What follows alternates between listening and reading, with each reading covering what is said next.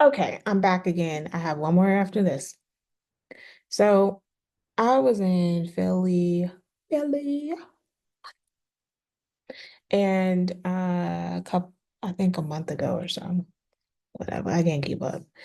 And they gave me this Chevy Equinox. Let me tell you, I was like, so this is tiny.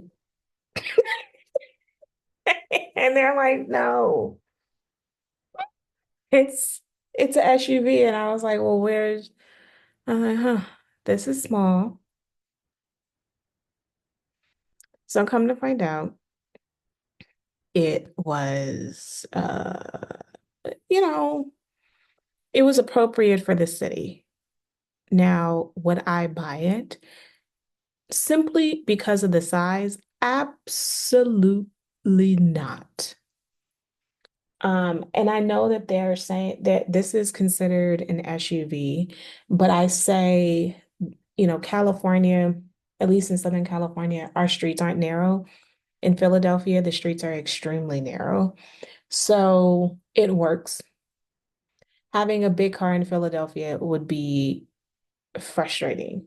Parking would be frustrating.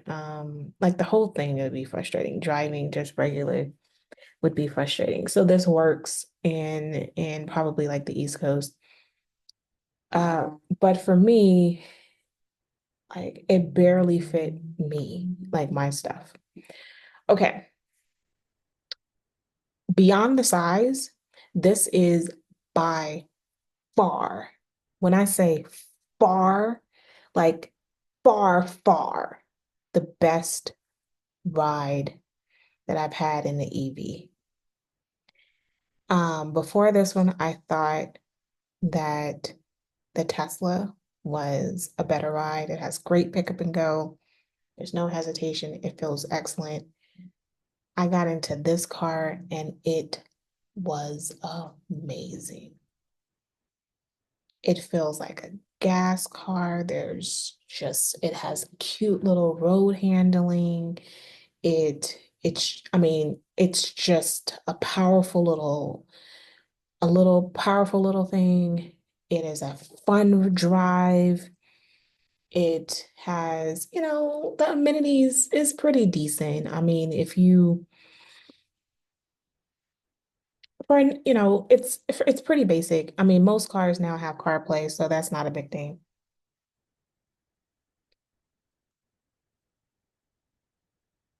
But, but it's a fun little ride.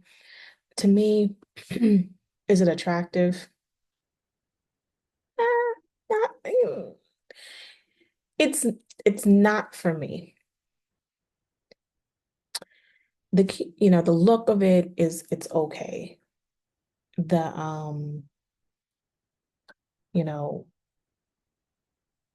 the road hand, I mean, it's a fun little car. It's um I don't like the price here for what I would, consider as a fun little car, but I do think that this is a pretty decent car. Now, let's think about let me talk about charging. In 30 minutes, I'm at a full charge.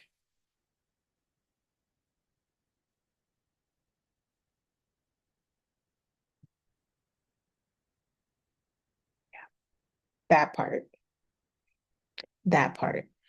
30 minutes full charge cost me less than $9. I would charge every other day. Um, because and the only reason why I charged every other day is because when it hit like closer to a half or when it would I did it just because I for comfortability. For I would use about a fourth of a tank every 2 days. And then I would charge it, and so that means every other day I was charging my car.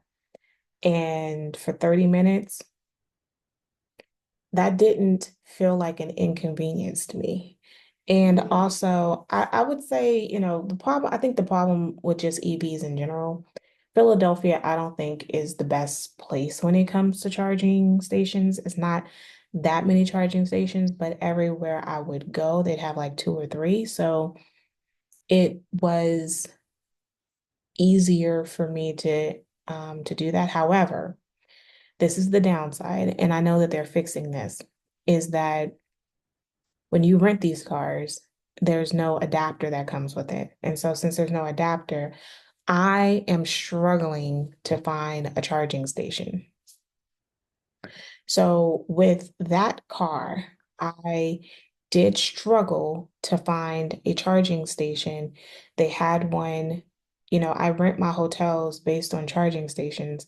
They didn't have a charging station. They did have one in my hotel, but they did not have one that worked with.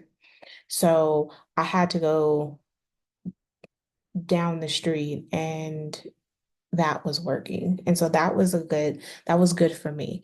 But so I just want to put that in mind that I know that more of these are giving like, if you buy one, you can get an adapter. It used to be that a year ago, you'd have to pay for an adapter. A lot of times there are now a lot more deals that you don't have to pay. And now that, I have no car, I'm down to one car. Um, One of the conversations that I'm dealing with when it comes to, you know, my husband wants to buy one. And so his two cars are EV only and not hybrids. And we, I think that it leads me to this conversation. Actually, one of the biggest, one of the things that both cars are is it's almost becoming free or standard where they're giving you a home charger or an adapter or both. Uh, if you are in suspense, it's actually between a Ford um, and a Cadillac Lyric. And I know I'm saying that wrong, so whatever. I and actually I'm leaning more towards the Cadillac. And one of the reasons is because actually the main reason is because it is in the same family with Chevy. And I have not drove the Ford and I'm a Ford girl, but the how Chevy and Cadillac rides are amazing. And the charge time is amazing. And the range is decent. And it wouldn't require my husband or I to go out of our daily life too much for charging. Um, so whereas some of these other cars, they would require a complete lifestyle change.